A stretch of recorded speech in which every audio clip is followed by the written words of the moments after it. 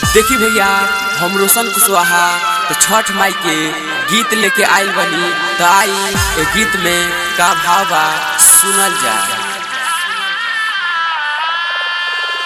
छठी मैया पूजा करब हम भोर हरिया हो, हम भोर हरिया, हम भोर हरिया। छठी मैया पूजा करब हम भोर हरिया हो, हम भोर हरिया।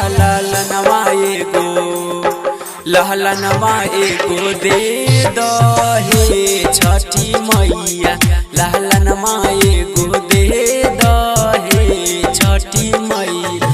तो सभी केहू बाझिन कहेला ये मैया, तो सभी केहू बाझिन कहेला ये मैया। लालनवा एगो दे दहे छठी मैया, लालनवा एगो दे दहे Chhathi Maiya. Recording by Muskan studio Bhagalpur. DJ Vikas, DJ विकास।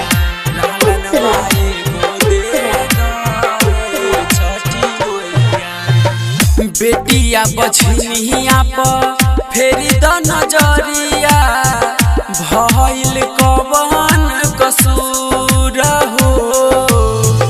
मनसा पुराई द तू हे छठी मैया, सुपावा चढ़ाई बे हम जरूर हो।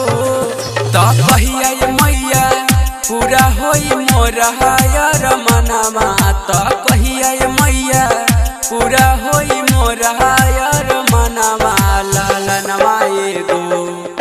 लालनवा एगो दे दहे छठी मैया, लालनवा एगो दे दहे छठी मैया।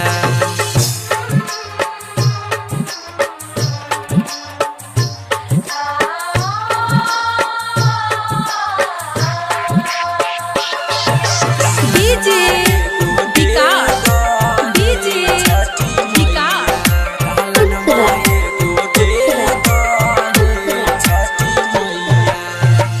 रही के उपास माई करतानी पूजा, सुनली ह दिलावा के दुख हो। घरवा के लोग सभे महारत ताना, कहिया पाइबे आचारा के सुख हो। तो सुमित सिंह रोशन के मानी ल कहनामा, तो सुमित सिंह रोशन के मानी ल कहनामा। लालनवा एगो